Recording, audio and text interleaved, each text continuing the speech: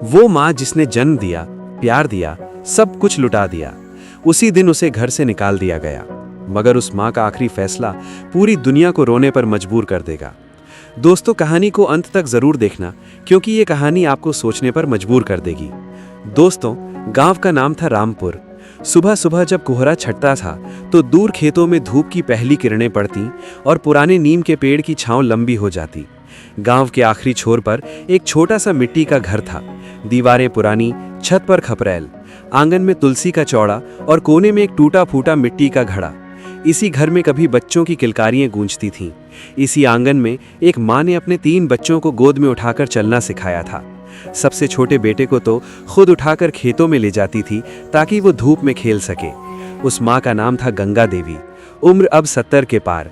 सफ़ेद साड़ी, माथे पर बड़ी सी लाल बिंदी, बालों में चांदी की चमक, आंखों में थोड़ी सी कमजोरी, लेकिन दिल में वही पुरानी ममता जो कभी कम नहीं हुई।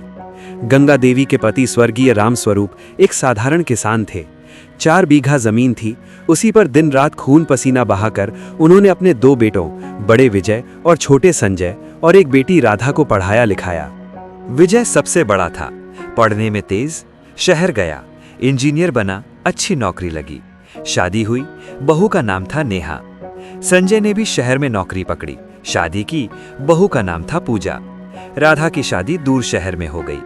शुरू में सब ठीक था। त्योहारों पर सब आते, गंगा देवी की गोद बच्चों से भर जाती। नेहा और पूजा पैर छूती, माँ माँ कहकर बुलाती। गंगा देवी को लगता था भगवान ने मुझे 3 बहू बेटे दिए हैं। लेकिन समय के साथ सब बदल गया। विजय और संजय की नौकरी अच्छी हो गई।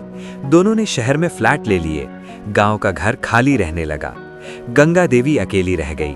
पति के जाने के बाद तो घर और सूना हो गया। फिर एक दिन विजय ने फोन पर कहा, माँ, हम सब गांव में आकर रहेंगे, शहर की भाग दौड़ से तंग आ गए हैं।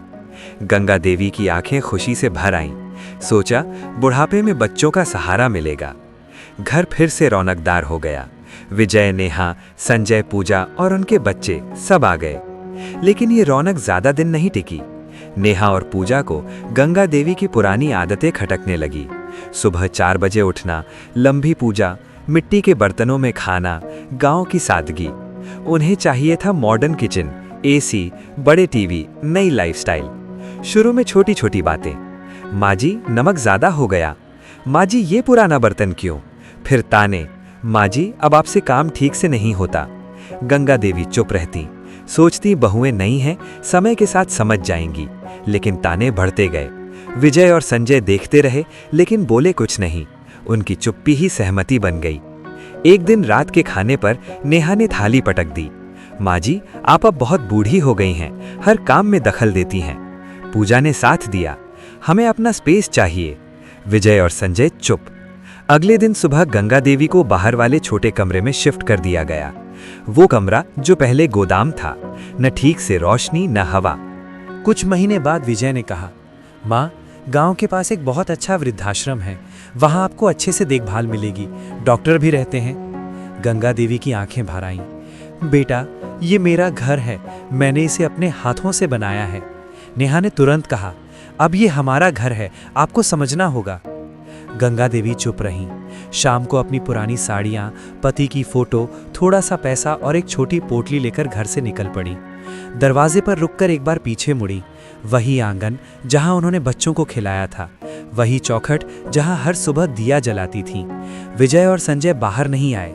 नेहा और पूजा ने दरवाजा बंद कर लिया। सड़क पर गंगा देवी के कदम लड़खड़ा रहे थे। लाठी टेकती हुई चल रही थीं। गांव के लोग देखते रहे। कोई पूछा, काकी कहाँ जा रही हो? गंगा देवी ने बस इतना कहा, थोड़ा आगे। कैसे कहती कि 2 बेटे और बहुएं होने के बावजूद आज अनाथ हो गई हैं। दोपहर में एक बरगद के नीचे बैठी, पोटली खोली, 3 सूखी रोटियां और आधी बोतल पानी। रोटी खाते खाते आंसू गिरने लगे। याद आए वो दिन जब विजय और संजय छोटे थे, बुखार में रात भर गोद में लिए रहती थीं, खुद भूखी रहकर बच्चों को दूध पिलाती थीं, गहने बेचकर उनकी फीस भरी थी, राधा की शादी में अपना आखिरी सोने का कंगन तक दे दिया था।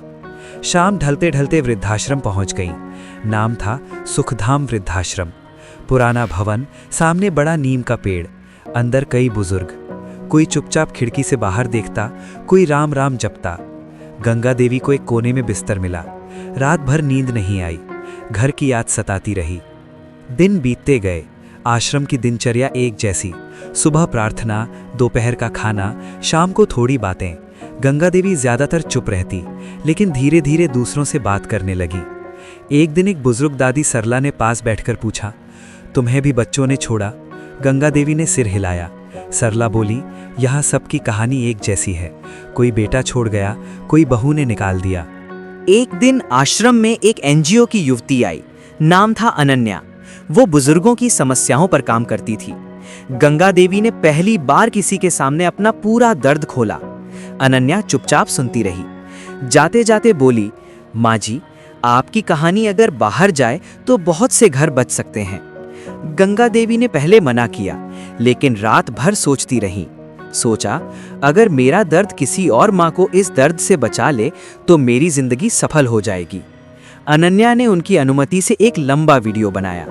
गंगा देवी ने शांत आवाज में सब बताया, बचपन की गरीबी, पति के साथ मेहनत, बच्चों का पालन पोषण, त्याग और फिर घर से निकाले जाना। वीडियो में उन्होंने कहा, मैं अपने बच्चों से नाराज नहीं हूँ। माँ कभी नाराज नहीं होती, माँ बस टूट जाती है। वीडियो सोशल मीडिया पर डाला गया। कुछ ही दिनों में लाखों लोग देख चुके थे। लोग शेयर करने लगे, कमेंट्स आने लगे, हम भी गलत थे, अपने माता पिता को कभी अकेला नहीं छोड़ेंगे। कई युवाओं ने अपने माता पिता को गले लगाकर माफी मांगी। इधर विजय और संजय की जिंदगी में तूफान आ गया। विजय का प्रमोशन रुक गया, ऑफिस में गलतियां होने लगी, संजय की नौकरी में भी परेशानी, घर में झगड़े, बच्चे भी उदास रहने लगे। दोनों भाई अलग अलग शहरों में थे, लेकिन दोनों को एक ही वीडियो दिखा। वही माँ की आवाज, वही चेहरा। दोनों का दिल बैठ गया। रात भर नींद नहीं आई। विजय को याद आया कैसे माँ ने बुखार में सारी रात जागकर उसका माथा सहलाया था। संजय को याद आया कैसे माँ ने अपने गहने बेचकर उसकी इंजीनियरिंग की फीस भरी थी। दोनों ने अलग अलग अनन्या से संपर्क किया। दोनों ने कहा, हम अपनी माँ के बेटे हैं। अनन्या ने बताया कि माँ सुरक्षित हैं, लेकिन गंगा देवी ने फोन नहीं किया। उन्होंने कहा, बेटों को खुद फैसला करने दो। एक महीने बाद विजय और संजय दोनों आश्रम पहुंचे। नेहा और पूजा भी साथ थीं। आश्रम के बड़े हॉल में गंगा देवी नीम के पेड़ के नीचे बैठी थीं। दोनों बेटे आते ही उनके पैरों पर गिर पड़े। माँ, माफ कर दो, हमसे बहुत बड़ी गलती हो गई। फूट फूट कर रोने लगे। नेहा और पूजा भी रो रही थीं। माँ जी, हमें माफ कर दो, हम अहंकार में अंधे हो गए थे। गंगा देवी ने दोनों बेटों का सिर सहलाया। रो मत बेटा, माँ के सामने बेटा रोता है तो माँ और मजबूत हो जाती है। लेकिन जब विजय ने कहा, माँ घर चलो, अब सब ठीक हो जाएगा, तो गंगा देवी ने मुस्कुराकर मना कर दिया। हॉल में आश्रम के सारे बुजुर्ग, अनन्या और कुछ पत्रकार भी थे। गंगा देवी खड़ी हुई, शांत लेकिन दृढ़ आवाज में बोली, बेटो, मैं घर नहीं लौटूंगी, मैं यहाँ रहूंगी, इन माँ बाप के साथ जिन्हें उनके बच्चों ने छोड़ दिया है। अगर तुम सच में बदल गए हो तो हर महीने एक दिन यहाँ आना, इन बुजुर्गों की सेवा करना, उनकी कहानियां सुनना। तभी तुम समझोगे कि माँ को अकेला छोड़ने का दर्द क्या होता है। घर सिर्फ ईंट पत्थर का नहीं होता, घर संस्कारों का होता है। अगर सोच वही रही तो मैं फिर एक दिन दरवाजे के बाहर खड़ी मिलूंगी। विजय और संजय सिर झुकाकर खड़े रहे। नेहा और पूजा ने भी वादा किया।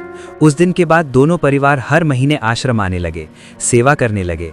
अपने अपने घरों में बुजुर्गों के लिए अलग कमरा बनवाया। आसपास के गांवों में लोगों की सोच बदलने लगी। गंगा देवी आश्रम में ही रहीं। अब सब उन्हें गंगा माँ कहते थे। वो दूसरों की सुनती, सांत्वना देती। उनकी कहानी से सैकड़ों घर बचे, कई बेटे बहू सुधरे। एक शाम नीम के पेड़ के नीचे बैठी गंगा देवी ने आंखें बंद की। हवा में नीम की पत्तियां सरसराईं। आसमान साफ था, धूप डूबने को थी। उनके दिल में कोई गम नहीं था, सिर्फ अपार संतोष।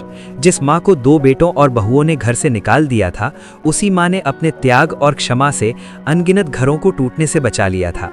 ये थी एक सच्ची माँ की सबसे बड़ी और अनंत जीत। अगर ये कहानी आपके दिल को छू गई हो तो याद रखिए, माँ का स्थान कोई नहीं ले सकता। आज ही अपने माता पिता को फोन कीजिए, गले लगाइए, क्योंकि कल बहुत देर हो सकती है। और कहानी अच्छी लगी तो हमारे